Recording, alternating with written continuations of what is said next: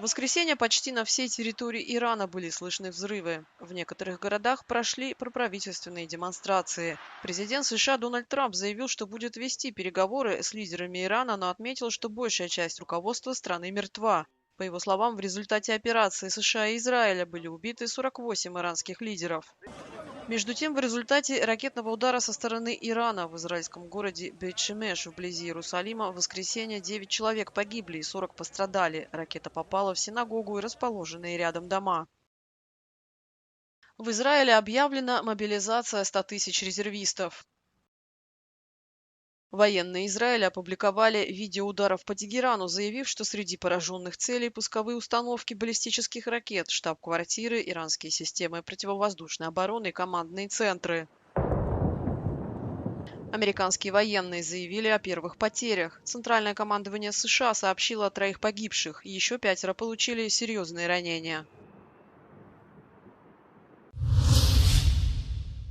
Overnight here in the UAE, there was a constant barrage of attacks across Dubai and also Abu Dhabi. The main passenger hub, Terminal 3 at DXB, was hit by a drone, resulting in that to be evacuated. In fact, the airport was hit by a second attack in the early hours of this morning, with black billowing smoke rising up above the city. In addition, Zayed International Airport in Abu Dhabi was also hit last night. That resulted in the death of 1 person and 4 others were seriously injured. Across the city here in Dubai, there were many iconic sites. The Burj Al Arab Hotel was also hit and a fire broke out there. People were evacuated but moved in shortly after that got under control. And in addition, Jebel Ali Port also suffered from falling debris, resulting in a fire that went on until the early hours today. Now, what we're really seeing is a sense of uneasy calm across the city, with residents and obviously all those tourists who are stranded here.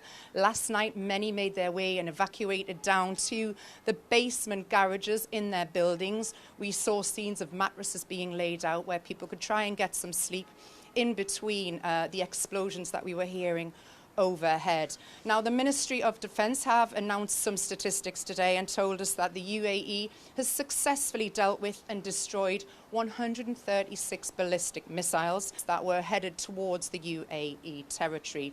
Now, it doesn't seem like anything is going to calm down very soon. We've had a constant barrage throughout the day of explosions overhead, but people are remaining pretty vigilant still, waiting to see what happens next. A series of missile attacks were heard here in Doha early Sunday morning. Shortly after the blast, a nationwide emergency alert was sent to every phone, urging the public to stay indoors. Qatar's Ministry of Interior confirms at least 16 people have been injured since the attacks began, leaving people here on edge. The attacks follow a tense Saturday, with repeated strikes seen and heard across the country. Authorities say 65 ballistic missiles and 12 drones launched from Iran were intercepted in Qatar. However, 2 missiles reportedly struck Al Udeid Air Base, the largest U.S. military base in the region, and 1 drone hit an early warning radar system. Meanwhile, the country's airspace remains closed, grounding all flights and stranding many passengers. Qatar Airways says it will resume operations once the Civil Aviation Authority says it's safe to do so, and an update is expected Monday at 9 a.m. local time. Adil Halim, Euronews, Doha. Министры иностранных дел стран ЕС провели видеоконференцию под руководством верховного представителя Каи Каллас и назвали недавние атаки Ирана в регионе непростительными, выразив солидарность со странами, которые подверглись иранским ударам. В заявлении по итогам встречи содержится призыв к максимальной сдержанности, защите гражданского населения и полному соблюдению международного права и устава ООН. Евросоюз заявляет, что продолжает поддерживать тесный контакт с региональными партнерами и будет способствовать всем дипломатическим усилиям, направленным на снижение напряженности и достижение прочного решения, которое не позволит Ирану приобрести ядерное оружие.